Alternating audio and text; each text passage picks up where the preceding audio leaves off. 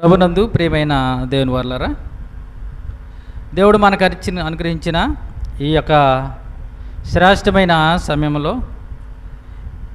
ఈరోజు ఒక కీర్తన గ్రంథములోని ఒక అధ్యాయంలో ఉన్న సంగతులను మనం ధ్యానించుకుందాం. ఏంటి ఆ కీర్తన అంటే 91వ కీర్తన. అందరూ తీసినట్లయితే 91వ కీర్తన. ఈ 91వ కీర్తనలో ఉన్న ప్రాముఖ్యమైన విషయాలు ఈరోజు మనం నేర్చుకుందాం. సహజంగా ఈ కీర్తన మా క్రైస్తవ సమాజంలో అందరికీ బాగా పరిచయమైన కీర్తన. ఎందుకని చెప్పాలి? ఎందుకో తెలుసా? ఇది కూడా మన కష్టాల్లో ఉన్నప్పుడు, మన బాధల్లో ఉన్నప్పుడు, మన శ్రమల్లో ఉన్నప్పుడు కంపల్సరీగా ఈ కీర్తనని చదువుతాం. కుటుంబంలో కష్టాలున్నా, ఈ శ్రమలున్నా, ఇరుకులున్నా ఇది చాలా ఆదరించే కీర్తనగా మనకు ఉంటుంది. ఎలా ఉంటుంది ఈ కీర్తన? ఆదరించే కీర్తనగా మనకి ఉంటుంది. కానీ ఇందులో చాలా గొప్ప సంగతి దేవుడు రాసిపెట్టాడు. సహజంగా 91 కీర్తన ఎవరు రాశారు అని అంటారు ఏంటి? మోషే గారు అంటారు 91. ఎందుకంటారు చెప్పండి? ఎందుకంటారు?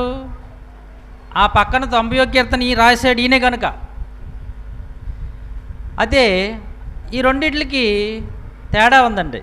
91 కీర్తన రాసింది మోషే గారే, కానీ 91 రాసింది మోషే గారు కాదు. ఎలాగంటే మీకు ఇప్పుడు అదే డివైడ్ చెప్తాను మీకు. ఒకసారి 91 కీర్తన చదువుదాం. అందరూ కూడా తీసుకోండి, అందరూ కూడా చూడండి. అందరూ కూడా అంటే తెలిసిన కీర్తనే నేను చదువుతున్నాను. అందరూ చూడండి. మహోన్నతుని చాటును నివసించువాడే, సర్వశక్తిని నీడను విశ్రమించువాడు, ఆయనే నాకు ఆశ్రయము, నా కోట, నేను నమ్ముకును నా దేవుడని నేను యెహోవాను గూర్చి చెప్పుచున్నాను.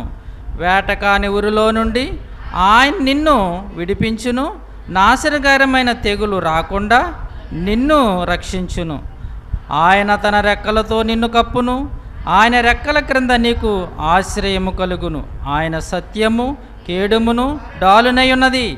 రాత్రి వేళ కలుగు భయమునకైనను, పగటి వేళ ఎగురు బాణమునకైనను, చీకటిలో సంచరించు తెగులుకైనను, మధ్యాహ్నమందు పాడు చెయ్యు రోగమునకైనను నీవు భయపడకుందువు.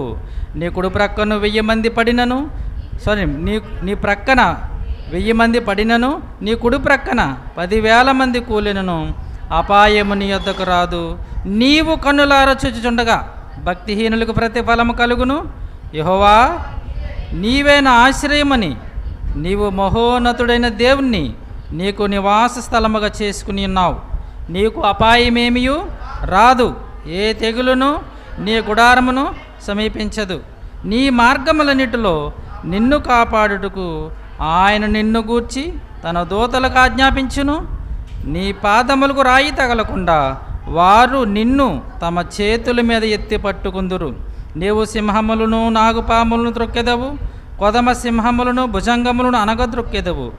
అతడు నన్ను ప్రేమించుచున్నాడు గనుక నేను అతను తప్పించేదను. అతడు నా నామము నెరిగినవాడు గనుక నేను అతన్ని ఘనపరిచేదను. అతడు నాకు మొర్ర పెట్టగా నేను అతనికి ఉత్తరం ఇచ్చేదను. శ్రమలో నేను అతనికి తోడయుండెదను, అతన్ని విడిపించి అతని గొప్ప చేసేదను. దీర్ఘాయువు చేత అతనిని తృప్తిపరిచేదను, నా రక్షణ అతనికి చూపించేదను. రాయబడిన 16 వచనాల్లో మనం చాలా చక్కగా చదివిపోయాం. చదవగానే మనకేమర్థమైంది? ఏమర్థమైందండి? దేవుడు నిజంగా చాలా కష్టాల్లో, చాలా బాధల్లో చాలా తోడుగా ఉంటున్నాడు, చాలా మనల్ని ఆదరిస్తున్నాడు, బలపరుస్తున్నాడు అనే విషయాన్ని మనకి చదవగానే అర్థమవుతుంది. కానీ ఇందులో ఈ 90వ కీర్తన, ఈ 91వ కీర్తన మరి ఒకరే రాసింది అని అంటూ ఉంటారు. ఎందుకంటే ముందుకు చెప్పారు శంకర్ గారు ఏమని, 90వ కీర్తన ఎవరు రాశారన్నంత పైన దైవజనుడు మోషే చేసిన ప్రార్థన. ఆ కంటిన్యూస్ ఇంకా పక్కన 91కి ఏమి రాలేదు కనుక మోషే గారు చేశారేమో అనుకోనొచ్చు. కానీ ఈ 90కి 91వ కీర్తనకి తేడా ఉంది. ఇక్కడ మీరు 91 కీర్తనలో చూసారా? ఏం చూశారు?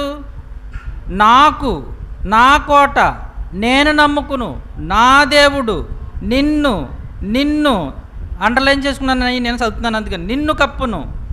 చూడండి అక్కడ అంటున్నాడు, నీవు భయపడకుందువు, నీ ప్రక్కను నీ కుడి ప్రక్కను నీవు కన్నులారా, నీవు ఏ తెగులు నీ గుడారం సమీపించదు, నీకు అపాయం రాదు, నీ పాదములకు నిన్ను గూర్చి తన దూతలకు ఆజ్ఞాపించును నీవు అని. మళ్ళీ 14 నుండి అతన్ని అంటే ఇక్కడ నేను చదివిన ఈ మాటలో మీకు ఫ్లోరల్ కనిపిస్తుందా, సింగులర్ కనిపిస్తుందా? అంటే బహువచనం కనిపిస్తుంది, ఏకవచనం కనిపిస్తుందా? అమ్మా చెప్పాలి. ఏకవచనం అంటే ఒకే వ్యక్తి గురించి మాట్లాడుతున్నట్లేదు ఉందా? ఇప్పుడు 91 కీర్తనకు వచ్చేయండి. ఇప్పుడు ఇది ఎలా ఉంటుందో చూడండి ఒకసారి. మరలా నేను అండర్లైన్ చేసుకున్నాను, అవి చదువుతుందని చెప్తున్నాను. మొదటిది మా నివాస స్థలము నీవే, మా నివాస స్థలము నీవే ఉందా?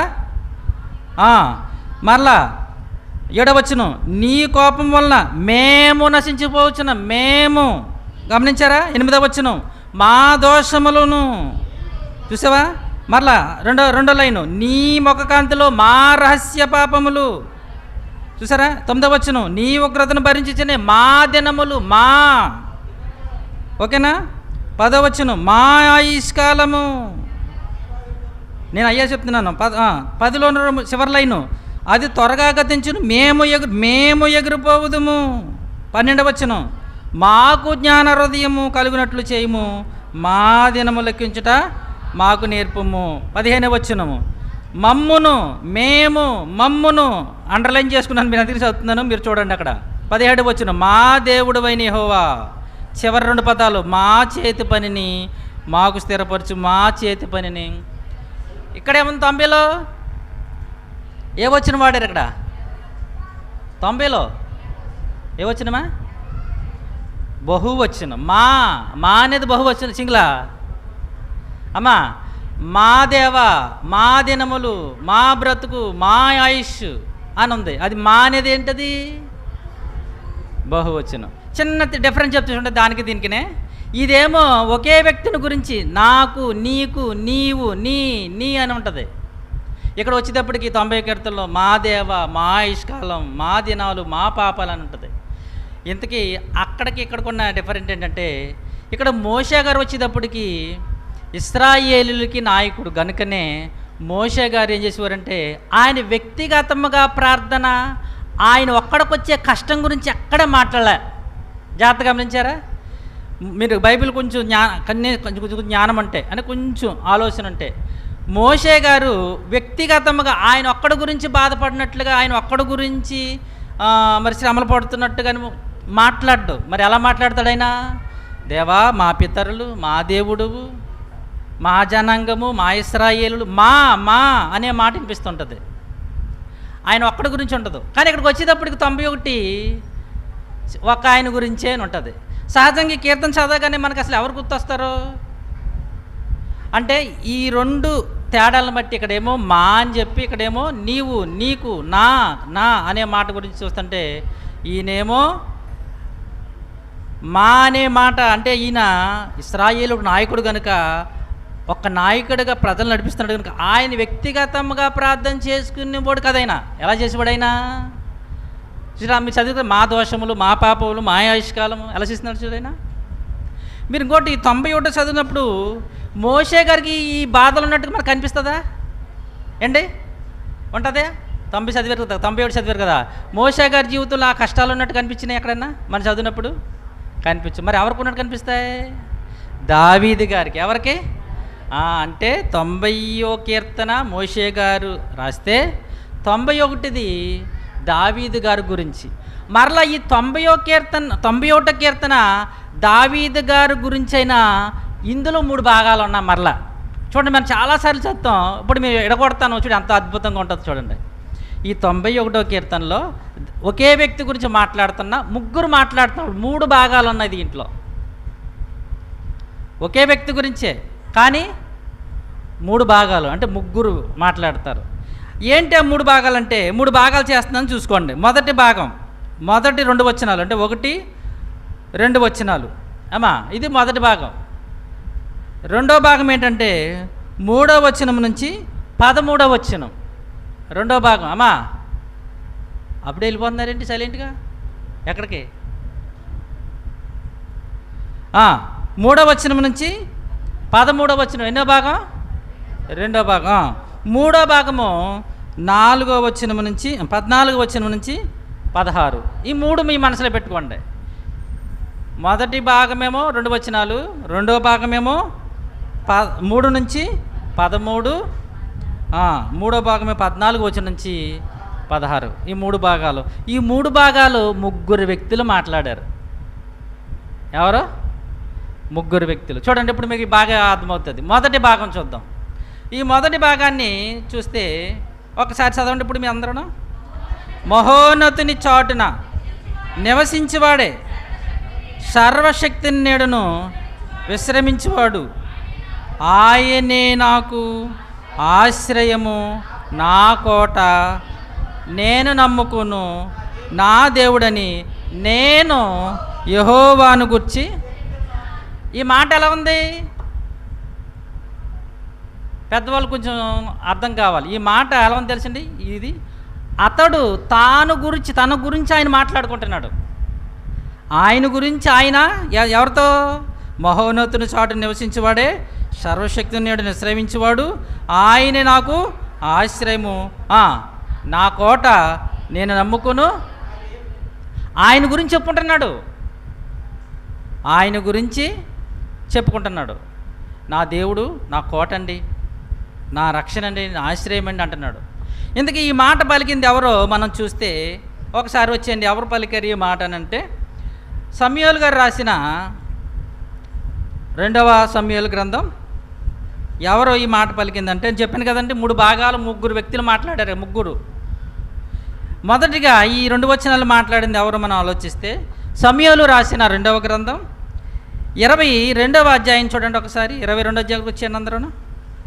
సమూయేలు గారు రాసిన 2వ గ్రంథం 22వ అధ్యాయము మొదటి వచనం నుంచి 3 వచనాలు జాగ్రత్తగా అందరూ తీసి, బైబిల్లో ఉన్న వాళ్ళందరూ తీయాలి, యవన బిడ్డలు కూడా అందరూ.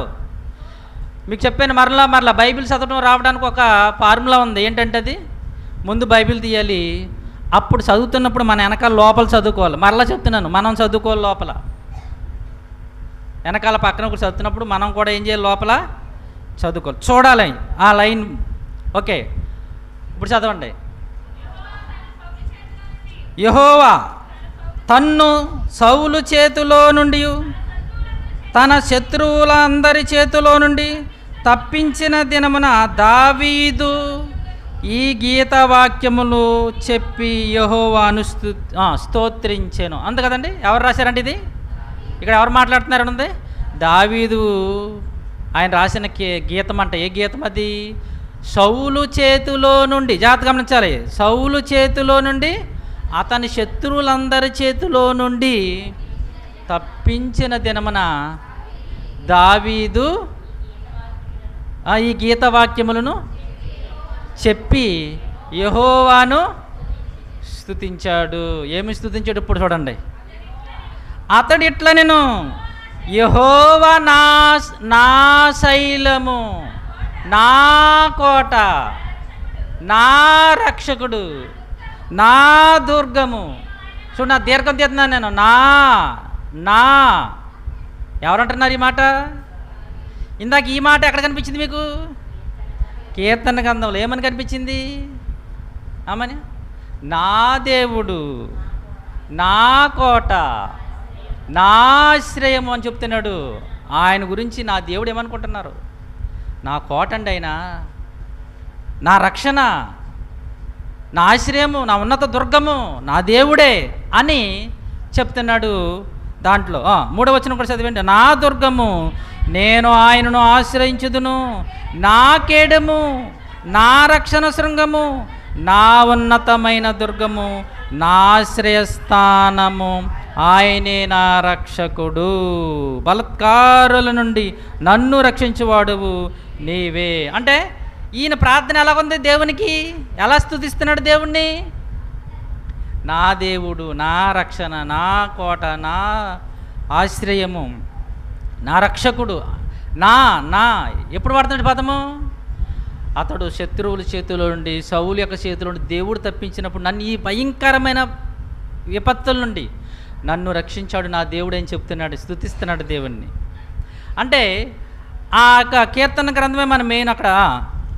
ఇక్కడ కూడా చేపెట్టుకోండి 2వ సమూయేలు కూడా మరలా అక్కడ కీర్తన దగ్గరికి వస్తే ఇక్కడ 2 వచనాలు ఎవరు పలికినట్లుగా మనం చూడగలమంటే ఈ 91లో దావీదు గారు ఏమంటున్నాడు? మహోన్నతుని చాటు నివసించేవాడే, సర్వశక్తిని విశ్రమించేవాడు, ఆయనే నా ఆశ్రయము, నా కోట, నేను నమ్ముకును నా దేవుడని నేను యెహోవాను గురించి చెప్తున్నాను. ఇది ఎవరు మాట్లాడారంటున్నాను?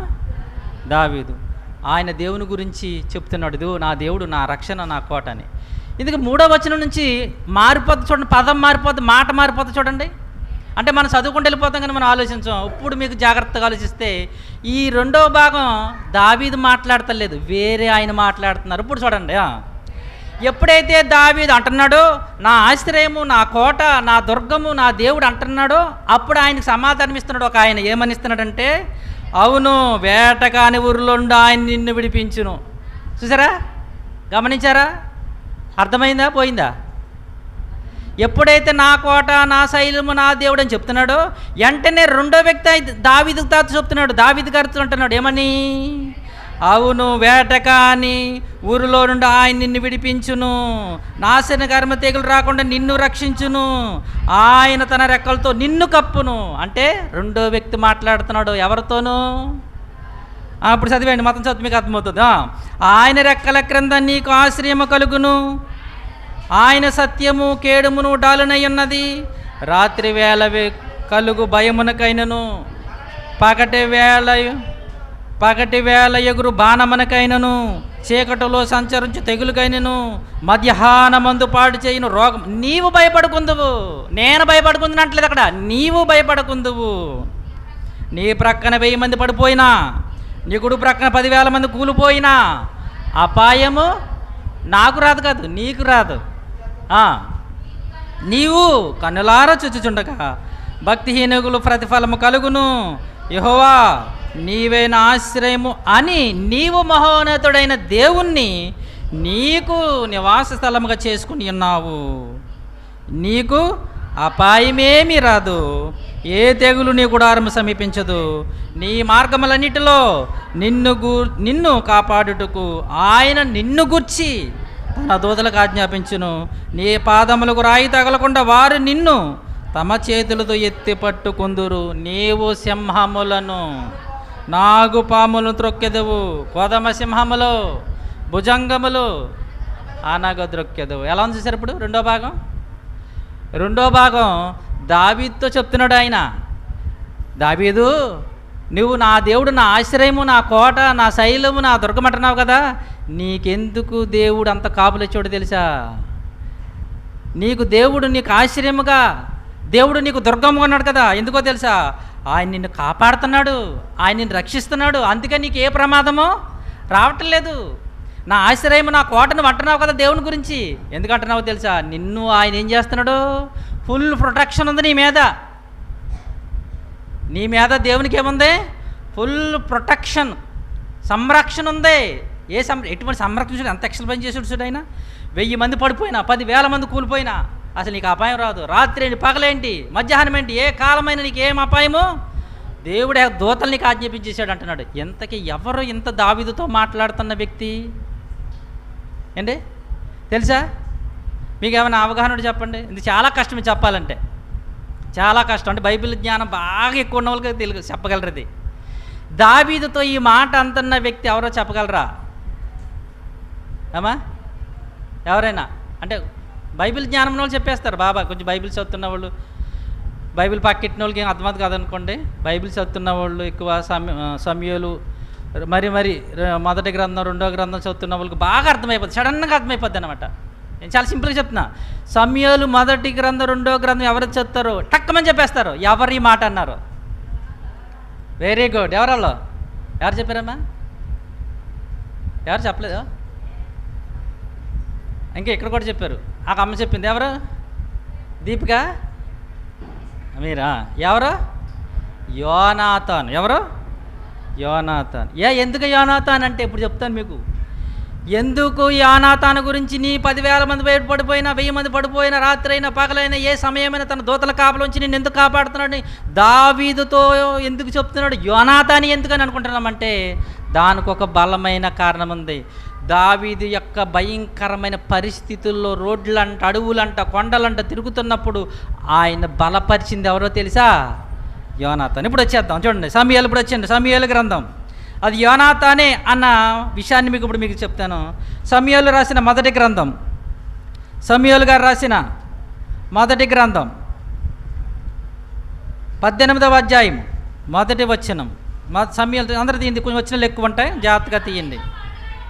18వ అధ్యాయము మొదటి వచనం. దావీదు సౌలుతో మాట్లాడిన చాలించినప్పుడు యోనాతాను హృదయము దావీదు హృదయంతో కలిసిపోయాను. యోనాతాను దావీదును తన ప్రాణ స్నేహితునిగా భావించుకుని అతన్ని ప్రేమించాను. దేవునికి స్తోత్రం. దావీదు బెస్ట్ ఫ్రెండ్ ఎవరో తెలుసా? సౌలా? యోనాతాను. ఎవరండి?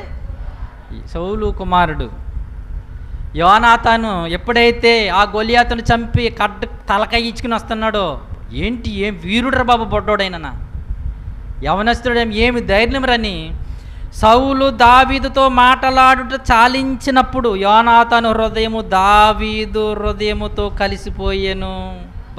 ఫ్రెండ్ అంటే ఇటువంటి వాడు ఉండాలిరా, ధైర్యవంతుడు. ఎందుకంటే యోనాతాను కూడా చాలా ధైర్యవంతుడు. ఇప్పుడు ఆయన గురించి చెప్పడం ఇప్పుడు సందర్భం కాదు, కానీ చాలా ధైర్యవంతుడు, చాలా బలవంతుడు కూడా యోనాతాను. గనుక నాకంటే ఇంత గొప్పవాడు ఉన్నాడు అని ఎప్పుడైతే వాళ్ళు బలవంతుడనే దావీదుని చూశాడో, వెంటనే అతను హృదయం అంట దావీదుతో కలిసిపోయాను. గనుక యోనాతాను దావీదును తన ప్రాణ స్నేహితునిగా భావించుకుని, నెక్స్ట్ 2వ వచనం కూడా, ఆ దినమున అతని తండ్రి ఇంటికి తిరిగి అతన్ని తీసుకుని వెళ్ళనీయక సౌలు అతను చేర్చుకునిను. చూడండి 3వ వచనం. దావీదు తనకు ప్రాణ స్నేహితుడని భావించుకుని అతన్ని ప్రేమించుచు యోనాతాను అతనితో నిబంధన చేసుకునెను. యోనాతాను ఏమనుకున్నాడు తెలుసా? నువ్వు నా బెస్ట్ ఫ్రెండ్వి, నా ప్రాణ స్నేహితుడివి అని దావీదుని చాలా ప్రేమించేవాడు. ఎవరు? యోనాతాను. అయితే ఇంత బెస్ట్ ఫ్రెండ్ అయిన దావీదు యోనాతానికి ఎప్పుడైతే దావీదు సౌలును చంపాడో, దావీదు కుటుంబంలోనికి సైన్యాధిపతి అయిపోయాడో, ఈయనేమో చాలా స్నేహంగా ఫ్రెండ్గా ఉంటున్నాడు యోనాతాను. కానీ ఆ యోనాతాను తండ్రి అయిన సౌలుకు మాత్రం అస్సలే ఇష్టం లేదు. ఏం చేసేవాడంటే 19వ అధ్యాయం వచ్చేయండి. 19వ అధ్యాయము మొదటి 2 వచనాలు. అంతటా సౌలు, మీరు దావీదును చంపవలసినదని తన కుమారుడైన యోనాతానుతోనూ తన సేవకులందరితో చెప్పగా. అదేంటది? గమనిస్తున్నారా? ఏం చెప్పాడంట సౌలు? దావీదుని చంపేయి. మరి యోనాతాను నా కొడక ఎలారా, ఆ దావీదుని చంపే అంటున్నాడంట. సైనికులందరినీ పిలిచి ఆ దావీదుని చంపేయండి. యోనాతానికి ఎలా ఉంది తెలుసా? గుండె కరిగిపోయింది, నీరైపోయింది. ఇదేంటిది?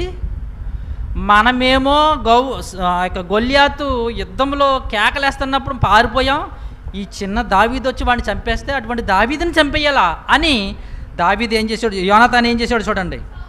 సౌలు కుమారుడైన యోనాతాను దావీదు యందు బహు ఇష్టము గలవాడే ఉండి దావీదుతో ఇట్లనెను, నా తండ్రి అయిన సౌలు నిన్ను చంపవలనన్న ప్రయత్నం మీదనున్నాడు, కాబట్టి నీ ఉదయము జాగ్రత్తగా ఉండి రహస్యమైన స్థలమును దాగి ఉండము. నేను వచ్చి నీవున్న చేనులో నా తండ్రి యొద్ద నిలిచి నిన్ను గూర్చి అతనితో మాట్లాడతానని ఇక్కడ ఏం చెప్తున్నాడంటే, తన స్నేహితుడు గనుక దావీదు యోనాతాను అంటున్నాడు, మా నాన్న ఎందుకు నిన్ను చంపేయాలనుకుంటున్నాడు, మరి ఆయనకి ఏమైందో ఏంటో. కానీ ఒక విషయం మాత్రం నేను గమనిస్తాను, నాకు చెప్పకుండా మా నాన్న ఏమి చేయడు. నాకు చెప్పకుండా మా నాన్నగారు 20వ అధ్యాయం అదే మాట ఉంటుంది చూడండి. 20వ అధ్యాయము 2వ వచనం. యోనాతాను, ఆ మాట నీవు అనవద్దు, నీవు చావవు. నాకు తెలియకుండా నా తండ్రి చిన్న కార్యమే కానీ కొంపదీసి ఆ కార్యాలు అనుకుంటారేమో, చిన్న కార్యం పెద్ద కార్యం అంటే అయ్యి అనుకోకండి. ఇక్కడ అయ్యే ఉన్నాయి. చిన్న కార్యమే కానీ పెద్ద కార్యమే కానీ చేయడం అంటే, ఓహో సౌలు గారు చిన్న కార్యాలు పెద్ద కార్యాలు చేసేవాడా అంత అని చెప్పకుండా చేయడం అనుకోకండి. ఇక్కడ పని అంటే మా నాన్న చిన్న పని కానీ పెద్ద పని కానీ నాకు చెప్పకుండా చేయుడు. అక్కడ వాడిన పదం ఏముంది? చిన్న కార్యమే కానీ పెద్ద కార్యమే కానీ చేయుడు అని ఉంది.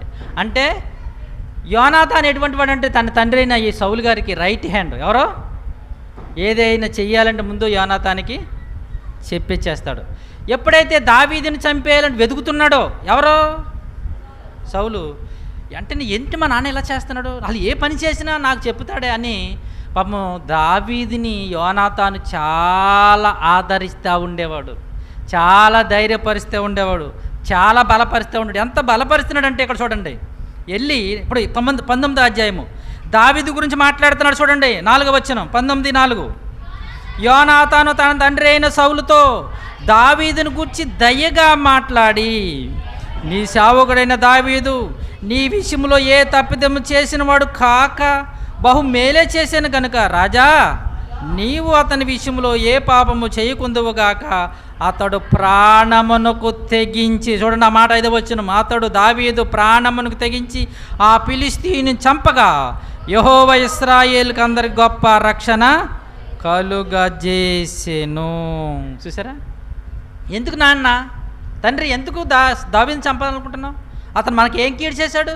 మనమందరం పారిపోతుంటే భయపడిపోతుంటే దావీదే కదా వచ్చి గొలియాతుని చంపి మన గొప్ప విజయాన్ని రక్షణ కలుగజేసాడు అనగానే అప్పుడు విన్నాడు ఆ మాట. విన్న తర్వాత మరలా 20వ వచనంకి వచ్చేటప్పటికి మరలా ఏమంటున్నాడు తెలిసింది? మరలా ఆయన చంపేదాకా బయలుదేరాడు. మరలా ఆయన దావీదుని పట్టుకుంటాను బయలుదేరిపోయాడు. సౌలు ఏం చేశాడు? దూతలను పంపెను. అప్పుడు ఈ సంగతి యోనాతానుకు తెలిసి, దావీదా నువ్వేమి భయపడకు. అది ఈ విషయం మీకు ఏం చెప్తున్నానంటే, ఆ కీర్తనలో ఉన్న మాటలన్నీ యోనాతాను దావీదు చెప్తున్నాడు. ఎందుకని తెలుసా? నా తండ్రి నిన్ను చంపాలి చంపాలి చంపాలని కుక్క పిల్లని పట్టుకున్నట్టు తిరుగుతున్న నీకు ఏ అపాయము, ఏ ఆపద, ఏ ప్రాణాపాయం ఎందుకు రాలేదు తెలుసా? దేవుడు నిన్ను రక్షిస్తున్నాడు, దేవుడు నిన్ను కాపాడుతున్నాడు. చూడండి, ఒక నిబంధన చేసుకుంటున్నాడు. చూడండి 20వ అధ్యాయము. దావీదుతో యోనాతాను, ఎందుకంటే నిన్ను కాపాడుతుంది దేవుడే, నిన్ను రక్షిస్తుంది దేవుడే, దేవుడు కాపుదల లేకుందే నీవు ఉండలేవు అని ఒక నిబంధన చేసుకుంటున్నాడు. ఒకసారి 20వ అధ్యాయము 17వ వచనం ఒకసారి చూడండి. యోనాతాను దావీదును తన ప్రాణ స్నేహితునిగా ప్రేమి. అప్పుడు ఎన్నోసార్లు చదివాము ఈ మాట? 3వసారి. అప్పుడు ఎన్నోసారి ఇది? నా బెస్ట్ ఫ్రెండ్, నా బెస్ట్ ఫ్రెండ్, నా ప్రాణ స్నేహితుడు.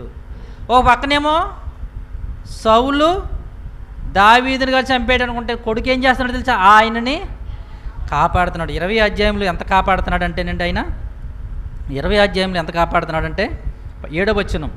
వీళ్ళిద్దరూ అంటే చదువుతాం కాదు కానీ చెప్తున్నాను జాగ్రత్తగా. వీళ్ళిద్దరూ మాట్లాడుకున్నారు. మా నాన్న చాలా కోపంగా ఉన్నాడు దావీదు, ఈరోజు నువ్వు రావద్దు రాజుగారి కోటలోనికి, నేనే మా నాన్న కోపంగా ఉన్నాడో లేదో చూస్తాను అని 20వ అధ్యాయము ఎప్పుడైతే భోజనానికి దావీదు వెళ్ళలేదో సౌలు మీద యోనాతాను మీద సౌలు చాలా కోపపడిపోయాడు. 30వ వచనం, 20వ అధ్యాయం 30వ వచనం. సౌలు యోనాతాను మీద బహుగా కోపపడి, ఎందుకు తెలుసా? కొడుకు మీద ఎందుకు కోపడ్డాడు సౌలు? నేను చంపాలని తిరుగుతుంటే నువ్వేం చేస్తున్నా? ఒరే నువ్వేమో ఈ దావీదు నువ్వేం చేస్తున్నావు? కాపాడుతున్నావు. నేను చంపాలని తిరుగుతున్నాను, నువ్వేం చేస్తున్నావు అని ఒక మాట అన్నాడండి. ఇక్కడ జాగ్రత్తగా గమనించండి. ఆకడగొట్టి దాని కొడుక, నీకును నీ తల్లి మానమునకు సిగ్గు కలుగునట్లుగా నీవు యెష్షయా కుమారుని స్వీకరించిన సంగతి నాకు తెలిసినది కాదా? అదిగో ఆ యెష్షయా కుమారుడు దావీదుని నువ్వు ఎందుకు కాపాడుతుంది తెలుసా? నీ ఫ్రెండ్కి చేసుకున్నావు కదా, అందుకే నువ్వు కాపాడుతున్నావు. తిట్టాడండి అక్కడ, బూతండి అది, ఒక తిట్టు. ఇది ఏది? ఆకడగొట్టు దాని కొడుకని ఒక తిట్టాడు ఆయన్ని. మన భాషలో వేరేగా మాట్లాడతాను అనుకోండి. నువ్వు కాపాడుతున్నావు, నువ్వు నాకు తెలియదని వాడిని బెస్ట్ స్నేహితుడిగా చేసుకుని కాపాడుతున్నావు అని రెండో మాట అన్నాడు. 31 వచ్చిన ఏం అన్నాడంటే చూడండి, అంటే దావీదు బ్రతుకునంత కాలము నీకైనను నీ రాజ్యమునికైనా స్థిరత కలదు కదా, కాబట్టి నీవు వర్తమానం పంపి అతను నా యొద్దకు రప్పించుము, నిజముగా అతడు మరణమునకు అర్హుడని చెప్పాను. ఇంతకీ ఈ సౌలు యొక్క భయం ఏంటో తెలుసా? చెప్పగలరా ఎవరైనా? రాజ్యం కోసం భయం. ఒరే ఆ దావీదు బతుకుంటే, ఒరే నా కుమారుడా యోనాతాను నీకు రాజ్యం రాదు, నువ్వు రాజు అవ్వరా, ఆడు చచ్చిపోవాలి అంటున్నాడు. ఎందుకు ఆడు చచ్చిపోవాలంటే, ఆడు చచ్చిపోతే నువ్వు రాజు అవుతావు, ఎందుకంటే నాకు కూడా తెలుసు అతడు బతుకుంటే అతడే రాజు అవుతాడు. ఇప్పుడు ఆడు చచ్చిపోయాడు అనుకోండి, ఆటోమేటిక్గా నువ్వే రాజు. కనుక దావీదును చంపడానికి సౌలు ఎన్ని ప్రయత్నాలు చేశాడు తెలుసండి అండి. ఎన్ని ప్రయత్నాలు అంటే రాసుకున్నాను నేను ఇక్కడ. సుమారుగా ఎన్ని ప్రయత్నాలు చేశాడంటేనండి, 16 ప్రయత్నాలు చేశాడండి అండి. అంటే ఒకసారి మీకు చెప్పాను, మీరు బాగా గుర్తు కాబట్టి మర్చిపోయి ఉంటారులేండి. ఒకసారి ఇవన్నీ చెప్పాను. సుమారుగా 16 మర్డర్ చెయ్యాలని ప్రయత్నించాడు. ఎవరిని? దావీదుని. ఎవరు? ఎందుకు చంపేయాలనుకుంటున్నాడు? రాజ్యం కోసం గొడవ వెళ్తాయి. ఏ గొడవ వెళ్తే? ఆస్తి గొడవలు కాదు, రాజ్యం గొడవ. ఒకవేళ దావీదు బతుకున్నాడా, రాజు ఆయన అయిపోతాడు, నెక్స్ట్ నువ్వు రాజు అవ్వు అన్నాడు. కానీ యోనాతానికి తెలిసి ఏమని? ఇప్పుడు మీకు రాత్రి ఇక్కడ చూద్దాం చూడండి. యోనాతానికి తెలిసి ఏమనో తెలుసా? 20వ అధ్యాయము 41, 42 వచనాలు చూడండి. సమూయేలు వాడు వెళ్ళిపోయిన వెంటనే దావీదు దక్షిణపు దిక్కు నుండి బయటికి వచ్చి 3 సార్లు సాష్టాంగ నమస్కారం చేసిన తర్వాత వారు ఒకరినొకరు ముద్దు పెట్టుకునుచు ఏడ్చుచుండిరి. ఎవరు? దావీదు, యోనాతాను. దావీదు యోనాతాను ఎందుకు తెలుసా? మా నాన్న నిన్ను చంపేయాలని చూస్తున్నాడు దావీదు, అయ్యో నాకు చాలా బాధగా ఉంది దావీదు అని ఏడిసారండి. ఇద్దరు ఏడుస్తున్నారంటండి. ఒకరినొకరు ముద్దు పెట్టుకుని అంగలాడ్చి ఏడుతున్నారు. అంతటా యోనాతాను, యెహోవా నీకు నాకును మధ్యగా, నీ సంతతికి నా సంతతి మధ్యను ఎన్నటన్నటికి సాక్షిగా ఉండును కాక, మనమిద్దరము యెహోవా నామమును బట్టి ప్రమాణం చేసుకుని ఉన్నాము కనుక మనసులో నెమ్మదికి కలిగి పొమ్ము. దావీదుతో చెప్పగా దావీదు లేచి వెళ్ళిపోయిన యోనాతాను పట్టణము తిరిగి వచ్చాను. చూడండి, ఒక పక్కనేమో తండ్రి గారు సైనికులతో చంపేయాలని చూస్తుంటే పాపం యోనాతాను ఎంతగా కాపాడుతున్నాడో చూడండి. ఎప్పుడైతే దావీదు 91 కీర్తనలో దేవుడే నాకు ఆశ్రయం, నా కోట, నా కొండ అని దేవుడు గురించి దావీదు చెప్తున్నాడు.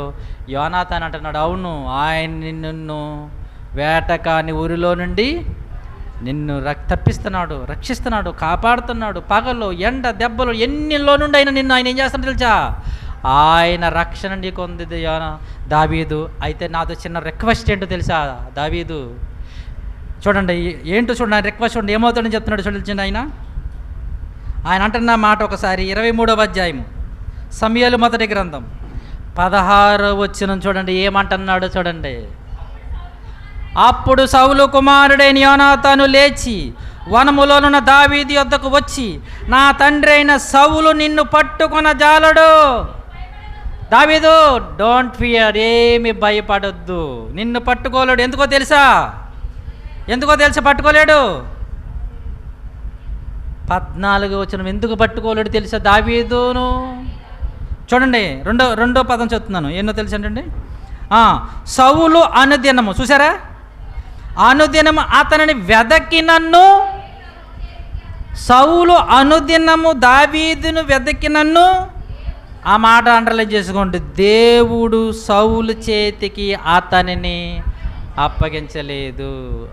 అందుకనే యోనాతాను అంటున్నాడు ఇప్పుడు 16వ వచనములో, దావీదు నా తండ్రి అయిన సౌలు నేను పట్టుకున్న జాలడు, నీ భయపడవద్దు, నీవు ఇశ్రాయేలు రాజువగుదువు, నేను నీకు సహకారినవుదును, ఇది నా తండ్రి అయిన సౌలునకు తెలిసి ఉన్నదని అతనితో చెప్పి దేవుని బట్టి అతనిని బలపరిచెను. అంటే దావీదు యొక్క బెస్ట్ ఫ్రెండ్ ఎవరన్నమాట? యోనాతాను. అంటే అక్కడ కీర్తనలో 91లో మాట్లాడే రెండో వ్యక్తి ఎవరన్నమాట? ఎలా తెలిసింది? అక్కడ ఎక్కడా లేదు యోనాతాన్ అని, ఎవరికి కూడా సాధారణంగా తెలియదు. అసలు అది 3 భాగాలని 3 వ్యక్తులు మాట్లాడాలని కూడా చాలామందికి తెలియదు. తెలుసండి మనం చదువుకుంటూ వెళ్ళిపోతాం.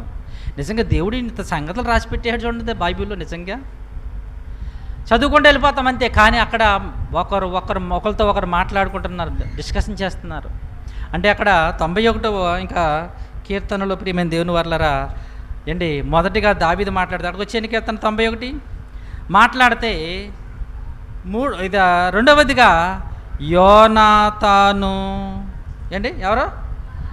యోనాతాను దావీదుతో చెప్తున్నాడు. ఇప్పుడు మరలా చెప్తున్నాను, వేటగాని ఊరిలోండి ఆయన నిన్ను విడిపించును, నాశనకరమైన తెగులు రాకుండా ఆయన నిన్ను రక్షించును, ఆయన తన రెక్కలతో నిన్ను కప్పును అని చెప్పుతున్నాడు. నీవు ప్రక్కన 1000 మంది పడిపోయినా, నీ కుడి ప్రక్కన 10,000 మంది కూలిపోయినా అపాయము నీకు రాదు. ఇవన్నీ ఎందుకు మాట్లాడుతున్నాడు ఆయన చెప్పాలి. యోనాతాను దావీదుతో ఎందుకు మాటలు చెప్తున్నాడు?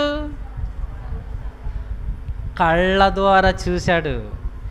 ఇంత పట్టేసుకుని చంపేద్దామన్న పరిస్థితి వచ్చేటప్పుడు తప్పపోడండి. ఒక విషయం చెప్తా చూడండి, ఎంత ఆశ్చర్యం అంటే అండి, దేవుడు ఎంతగా కాపాడుతున్నాడంటే దావీదుని మొదటి సమూయేలు గ్రంథంలోనే 23వ అధ్యాయంలో ఇక్కడ సందర్భాన్ని చెప్పి మీకు చదివిస్తాను. ఇక్కడ ఏం జరిగిందంటే, సౌలు దావీదుని తరుముతున్నాడు. అక్కడ పరిస్థితి ఎలా ఉందంటే, ఇంకా దావీదు దొరికేస్తాడనమాట, పట్టేసుకుంటాడు. ఇంకా దగ్గరికి వచ్చేస్తున్నాడు. వీళ్ళు ఏమో ఇటు పరిగెత్తుతున్నారు, వీళ్ళు ఎటు పరిగెత్తున్నారు, ఇంకా దగ్గరకు వచ్చేస్తారు, ఇంకా పట్టేసుకుంటారు. ఇంకా దావీదు కూడా అనుకున్నాడు, ఇంకా నా పని అయిపోయింది, దేవుడు నన్ను సౌలు చంపేస్తాడు అనుకునేటప్పటికీ దేవుడు ఎలా రక్షించాడు చూడండి. 23వ అధ్యాయము 25వ వచనం నుంచి చూడండి, జాగ్రత్తగా గమనించండి. ఇంకా సౌలు దావీదును పట్టేసుకునే సందర్భం, దొరికేస్తాడు. ఇంకా దొరికాడు, ఇంకా చంపేస్తాడు. అటువంటి భయంకరమైన పరిస్థితులు ఏం జరిగిందో చూడండి, ఎంత ఆశ్చర్యం జరుగుతుందో చూడండి. ఇక్కడ సౌలు అతని జనులను తన్ను వెతుకుటకు బయలుదేరి నా మాట దావీదు విని కొండ శిఖరమున దిగి మాయోను అరణ్యమందు నివాసం చేసెను. సౌలు అది విని, చూడండి జాగ్రత్తగా గమనించాలి, మాయోను అరణ్యములో దావీదును తరమబోయెను. ఎక్కడ అరణ్యం ఏంటది? మాయోను అరణ్యములో సౌలు దావీదును తరమడానికి వెళ్ళాడు. 26వ వచనం, అయితే సౌలు పర్వతము ఈ తట్టునను, దావీదు అతని జనులు పర్వతము ఆ తట్టును పోవుచుండగా దావీదు సౌలు దగ్గర నుండి తప్పించుకుని పారిపోవాలని త్వరపడుచుండెను. నెక్స్ట్ మాట, సౌలును అతని జనులను దావీదును అతని జనులు పట్టుకొనవలని వారు చుట్టుకొనుచుండరు. ఇంకా దగ్గరికి వచ్చేసారండి. ఇక్కడ ఎలా ఉందంటే పరిస్థితి, ఇంకా అయిపోయాం ప్రజలారా, అయిపోయింది మన పరిస్థితి. ఇంకా సౌలు దొరికేత మన ఈ రోజుతో మన చాప్టర్ క్లోజ్, దొరికేసాం, ఇంకా అయిపోయింది అని ఇంకా దగ్గరికి వచ్చేసారు. ఇంకా చుట్టేస్తారు. ఇంకా ఎక్కడున్నారు? వీళ్ళు ఈ పక్కన, వాళ్ళు ఆ పక్కన, పోటీగా పరిగెత్తున్నారు. వీళ్ళు తప్పించుకుందామని వీళ్ళు పట్టుకుందామని వీళ్ళు. ఏం జరిగిందో తెలుసా? నిజంగా ఎంత అద్భుతమైన సంగతి జరిగిందంటే చూడండి. నెక్స్ట్ వెంటనేనండి సౌలు గారికి వర్తమానం వచ్చింది. సౌలా, నువ్వు ఇక్కడేమో దావీదుని అట్టుకుంటున్నావు, అక్కడ మనోళ్ళు అట్టుకుపోయారు, రావయ్యా బాబు, ఈయన అట్టుకుంటున్నావా అని కేకలేసేటప్పటికి వెంటనే దావీదుని విడిచిపెట్టి వెంటనే రాజ్యానికి వెళ్ళాడండి. చూడండి నెక్స్ట్ మాట చదవండి. ఇట్లుండగా అంటే ఒక సైనికుడు సౌలుని వద్దకు వచ్చి, నీవు త్వరగా రమ్ము, ఫిలిష్తీయులు దండెత్తి వచ్చి మన దేశంలో సొరబడి ఉన్నారని చెప్పగా సౌలు దావీదును తరుముట మాని వెనుకకు తిరిగి ఫిలిష్తీయులను ఎదుర్కొనబోయాను. సరే, దేవునికి స్తోత్రం అండి. ఇవన్నీ ఎవరు చూస్తున్నారు? యోనాతాను. ఎవరు? యోనాతాను అంటున్నాడు దావీదు నిన్ను ఎవరు పట్టుకోగలరా బాబు, ఇంకా క్షణాల్లో, ఇంకా నిమిషాల్లో దొరికేస్తావు, చంపేస్తాడు మా తండ్రి. ఆ టైములో నిన్ను దేవుడు నా తండ్రి అయిన సౌలు చేతికి దొరకకుండా నిన్ను కాపాడాడు. 10,000 మంది దండెత్తేసిన, 1000 మంది వాళ్ళు దండెత్తేసిన నీకు ఆ భయం రాదయ్య బాబు, నువ్వెవరో సింహం.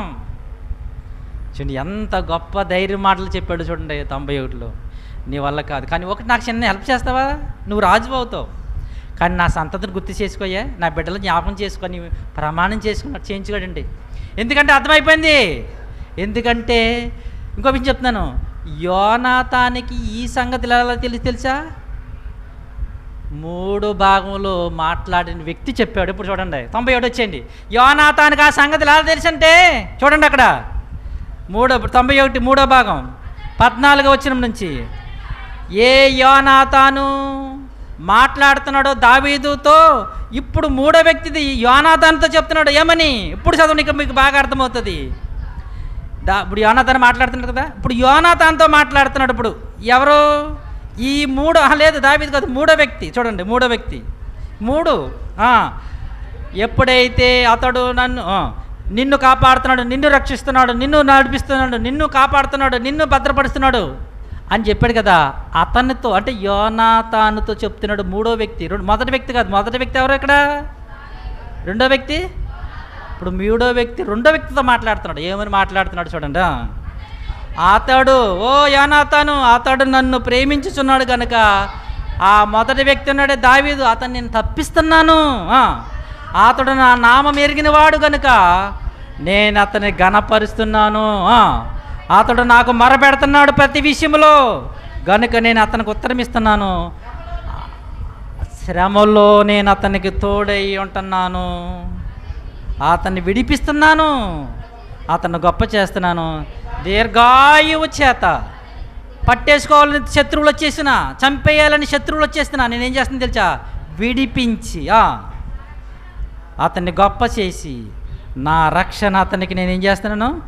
చూపిస్తున్నాను. మూడొక వ్యక్తి ఎవరితో మాట్లాడుతున్నాను ఇక్కడ? రెండో వ్యక్తి. మీకు అర్థమైంది? ఇప్పుడు ముగ్గురు వేరు వేరే ఉన్నది. మొదటిదేమో దావీదు, నా కోట, నా కొండ, నా శైలమయ్య అంటే, అప్పుడు అంటున్నాడు, నీకు దేవుడు శైలము కొండ. అవును, ఆయన నిన్ను కాపాడుతున్నాడు, అందుకే నీకు ఎన్నో అపాయాల నుంచి, ఎన్నో ప్రమాదాల నుంచి నువ్వు కాపాడబడుతున్నావు, రక్షింపబడుతున్నావు. దేవుడే నీకు ఆశ్రయంగా ఉన్నాడు, నీకు దూతలు కావలించాడు. ఎవయ్యా, నీ మార్గములన్నింటిలో ఆయన నిన్ను రక్షిస్తున్నాడు. అందుకే నా తండ్రి అయిన సౌలు ఎన్నిసార్లు నిన్ను చంపాలని సుమారుగా 16 సార్లు అటాక్ చేసిన నీకు ఏ ప్రమాదము రాలేదు. ఇంకో విషయం చెప్పమంటారా? 2 సార్లే దావీదు చంపేసే అవకాశం వచ్చింది సౌలుని. నిద్రపోతున్నాడు, గాఢ నిద్రపోతున్నాడు గురకబెట్టి. దావీదు చంపకుండా అతను నీళ్ళ బుడ్డి ఏంటి పై వస్త్రము అతను ఖడ్గాన్ని పట్టుకుపోతారు. నేను చంపను, దేవుడు ఇతను చంపాలి కానీ నేను చంపను. 2 సార్లు చంపే అవకాశం వచ్చింది, చంపలేదు. కానీ దావీదుని చంపే అవకాశం ఒకసారి కూడా రాలేదు. ఎందుకంటే పారిపోబడి ఈయన దొరికేవాడు కాదు. అందుకే అన్నాడు అక్కడ, అంతే 23లో, దేవుడు సౌలు చేతిలో చిక్కకుండా దావీదును కాపాడుచుండెను. దావీదును దేవుడే కాపాడుతూ రక్షిస్తున్నాడు. కనుక నేను యోనాతాను అన్నాడు, అయ్యా దావీదు, నీకు దేవుడు ఎంత ఆశ్రయం ఉన్నాడయ్యా బాబు, నిన్నెవరయ్యా చంపేది బాబు, నిన్నెవరయ్యా పట్టుకునేది, నువ్వు కంపల్సరిగా రాజు అవుదువు, కానీ నా సంతతిని జ్ఞాపం చేసుకున్నాడు. ఎప్పుడైతే ఈ మాటలు అన్నాడో 14 వచ్చినప్పుడు ఇంకో ఆయన మాట్లాడుతున్నాడు, ఓ యోనాతాను, అతడు నన్ను ప్రేమించుచున్నాడు కనుక నేను అతన్ని తప్పిస్తున్నాను. అతడు అంటే దావీదు నా నామం, నాకు దావీదు అని అతను ఇక్కడ, దావీదు నన్ను ప్రేమించుచున్నాడు కనుక నన్ను, ఇక్కడ మాట్లాడాలి మూడో వ్యక్తి ఎవరు మీరే చెప్పేయాలి. దావీదు నన్ను ప్రేమించుచున్నాడు కనుక నేను అతన్ని తప్పిస్తున్నాను. దావీదు నా నామమును ఎరిగినవాడు, నేను అతనికి కనపరిచేదును. దావీదు నాకు మొరపెట్టగా నేను అతనికి ఉత్తరం ఇచ్చేదును. దావీదు శ్రమలో నేను అతనికి తోడయ్యిందును. అతన్ని విడిపించి దావీదును గొప్ప చేసేదను. దీర్ఘాయు చేత దావీదును తృప్తిపరిచేదను. నా రక్షణ దావీదుకు చూపించేదను. ఎవరో దేవుడు. వేరే కూడా చాలా బాగా చెప్పారండి. ఎవరండి? దేవుడండి. ఎవరు చెప్తున్నారు? దావీదుతో కాదు, యోనాతానుతో చెప్తున్నాడు. ఇదండి కీర్తన 91 కీర్తనలు ఉన్న పరమార్థం. మనం ఎన్నోసార్లు చదివాం, వెళ్ళిపోతున్నాం. కానీ ఎవరితో మాట్లాడరు, ఏ సందర్భంలో మాట్లాడరు, ఎవరు ఏంటనేది నిజంగా మనం ఆలోచిస్తున్నాం. కానీ దేవుడు కూడా అండి ఎంత గొప్పవాడండి, జ్ఞానం అంతా ఒకసారి ఇవ్వడండి. అంటే ఒకసారి అయితే మనం తినగలమేంటి, అందుకని కొద్ది కొద్దిగా దేవుడు ఇస్తున్నాడు. ఇంతకీ ఇక మూడవ వ్యక్తి దేవుడు మాట్లాడుతున్న మాటను గురించి దావీదే చెప్తున్నాడు. చూద్దాం చివరిగా సమూయేలు 2వ సమూయేలు గ్రంథం 22, ఇంత మీద చెప్పాను కదండి, 22వ అధ్యాయం. దేవుడు ఎలాగైతే రక్షించాడో కాపాడాడో దావీదు కూడా తన మాటల్లో దేవుడి గురించి చెప్తున్నాడు. 22 2వ సమూయేలు 22 20వ వచనము అందరు తీయండి. నేను ఆయనకి ఇష్టడు. ఇందాక మీరు 14, 16 వచనాల్లో ఉన్న మాటలు కనిపిస్తాయి ఇక్కడ. నేను ఆయనకి ఇష్టడును కనుక ఆయన నన్ను. ఇప్పుడు ఈ మాట ఎవరు అంటున్నారు? దావీదు దేవుని గురించి అంటున్నాడు. ఇందాక కీర్తనలో 14, 16లో దేవుడు దావీదు గురించి యోనాతాను చెప్తున్నాడు. గమనించాలి జాగ్రత్తగా. అమ్మ పెద్దవాళ్ళకి ఏమైనా అర్థమవుతుందమ్మా? వీళ్ళకైతే అర్థమవుతుంది, బైబిల్ చదివిన వాళ్ళకి. ఎందుకంటే వాళ్ళ మోకాలు నాకు అర్థమైపోతున్నాయి. మరి మీకు అర్థమైందో లేదు నాకు అర్థం కావట్లేదు. ఎందుకంటే వీళ్ళు బైబిల్ చదువుతున్నారు కనుక కొంచెం ఓహో ఇంత ఎలా ఉందా బైబిల్ ఇక్కడ అని కొంచెం మోకాలు వెలిగిపోతున్నాయి బల్బుల్లాగా. మీ మాత్రం వెళ్ళట్లేదు, ఆడతలేదు. అలాగే అటెన్షన్లో ఉన్నారు. చెప్పుకో మేము చూసుకుంటాం అన్నట్టుగా ఉన్నారు. ఇక్కడ 14 వచనం 16 వచనం దేవుడు యోనాతానుతో దావీదు గురించి మాట్లాడుతున్నాడు. ఇక్కడ ఈ 22వ అధ్యాయం 2వ సమయంలో దావీదు దేవుని గురించి చెప్తున్నాడు. మరలా చూడు సందర్భం ఏమంటున్నాడు చూడండి. నేను ఆయనకి ఇష్టడును, ఆయనను ప్రేమించుచున్నాను కనుక, ఆయనకు మొరపెడుతున్నాను కనుక ఆయనను తప్పించను. దేవునికి స్తోత్రం. నెక్స్ట్ నా నీతిని బట్టి ఆయన నాకు ప్రతిఫలం ఇచ్చెను, నా నిర్దోషత్వమును బట్టి నాకు ప్రతిఫలం ఇచ్చెను. దేవునికి స్తోత్రం. ఇంకా 4వ వచనం, అదే 22వ అధ్యాయం 4వ వచనం. కీర్తనీయుడైన నేను యెహోవాకు మొరపెట్టి తిని నా శత్రువుల చేతిలో నుండి ఆయన నన్ను. ఇందాకేమన్నాడు? అతను నాకు మొరపెట్టగా నేను తప్పించాను అంటున్నాడు. ఇక్కడ ఈయనేమంటున్నాడు దేవుడితో? చూసా ఆ మాట్లాడినప్పుడు ఆ డిస్కషన్ చూసారా? మనము ఒక వ్యక్తి గురించి చెప్పినప్పుడు అంటే అతని గురించి మనం చెప్తూ ఉంటుంటాం. ఇతడు మన గురించి చెప్పినప్పుడు వేరే చెప్పే మాటలు వేరేగా ఉంటాయి. ఇక్కడ ఈ మాటలు మరి మీకు ఈ సంభాషణ మరి మీకు ఎలాగ అర్థమైందో లేదో తెలియదు, కానీ నాకు కొంచెం అవగాహన చెప్తున్నాను, కొంచెం జాగ్రత్తగా గమనించండి. దేవుడు దావీదు గురించి యోనాతాను చెప్పినప్పుడు ఎలా ఉన్నాయి? అతను నాకు మొరపెట్టగానే నడిపించాను, శ్రామంలో అతను తోడై ఉన్నానని చెప్తున్నాడు దేవుడు యోనాతానుతో. ఇక్కడ దావీదు దేవుడి గురించి చెప్తున్నాడు ఏమని? నేను మొరపెట్టగా యెహోవా నన్ను తప్పించాడు, ఆయన నన్ను కాపాడాడు, నన్ను ఆయన సంరక్షించాడు అని చక్కగా 20వ వచనంలో 21వ వచనంలో 4వ వచనంలో ఇంకా ఎన్నో వచనం అంటే 7వ వచనము కూడా నా శ్రమలో నేను యెహోవాకు మొర్రపెట్టి తిని నా దేవునికి ప్రార్థన చేసి తిని ఆయన తన ఆలయములో ఆలకించి నా ప్రార్థన అంగీకరించను, నా మొర ఆయన చెవులలో చచ్చెను. చూసారా ప్రియులారా? ఇక్కడ దావీదు చెప్తున్నప్పుడు దేవుని కోసం, నా దేవుడే నేను మొరపెట్టినప్పుడు నన్ను కాపాడాడు, నాకు ఆశ్రయం ఇచ్చాడు, నన్ను విడిపించాడు, ఈరోజు నేను ప్రాణంతో ఉండి రాజుగా ఉన్నానంటే కారణం నా దేవుడే, నా దేవుడే, నా దేవుడు అంటున్నాడు. అది ఆల్రెడీ దేవుడు యోనాతానుతో చెప్పాడు. దేవుడు నేనే అతన్ని కాపాడుతున్నాను, రక్షిస్తున్నాను, అందుకని అతడు ఏ అపాయం ఆయనకు రావట్లేదు, ఏ తెగులు ఆయనకు రావట్లేదు, ఏ రోగం అంటలేదు. అరణ్యాల్లో జంతువుల మధ్య భయంకరమైన పరిస్థితుల్లో కూడా అతడు అలా రక్షింపబడుతున్నాడు. కారణం యోనాతాను ఎవరో తెలుసా? నేనే అంటున్నాడు. అది అండి 91వ కీర్తనలో ఉన్న సారాంశం. మరలా ఒకసారి అక్కడికి వచ్చేయండి. ఇప్పుడు అందరూ కూడా అర్థమైపోవాలి. ఎవరైనా వచ్చి అడిగితే టక్కమని చెప్పేయాలన్నమాట. మీరు ఎవరికైనా మీరు టక్కమని చెప్పేయాలి. మీరు కూడా అడిగేయండి ప్రశ్న, ఏంటి ఎవరు రాశారు, ఏంటి రాశారు ఏంటని అండి. 91వ కీర్తన మరలా అక్కడ 3 భాగాలు, 1, 2 వచనాలు ఒక భాగం, 3 నుంచి 13 రెండో భాగం ఎవరు మాట్లాడారు? యోనాతాను. 3వ భాగం 14 నుంచి 16 దేవుడు మాట్లాడాడు. ఎవరితో? యోనాతానుతో. దావీదుతో కదా అక్కడ, మళ్ళా గమనించాలి, అక్కడ దావీదుతో కాదు, ఎవరితో? రెండో వ్యక్తితో మాటలు చెప్తున్నాడు. రెండో వ్యక్తితో చెప్తున్నాడు కనుక యోనాతాను కన్ఫర్మ్ అయిపోయాడు. అంటే దేవుడే నీకు ఆశ్రయము, దేవుడే దేవుడే అంటే నిన్ను నా తండ్రి ఎంత చంపాలనుకుని ప్రయత్నించినా అతని వల్ల కాదో రాసుకో అన్నాడంతే. ప్రార్థన చేసుకుందాం.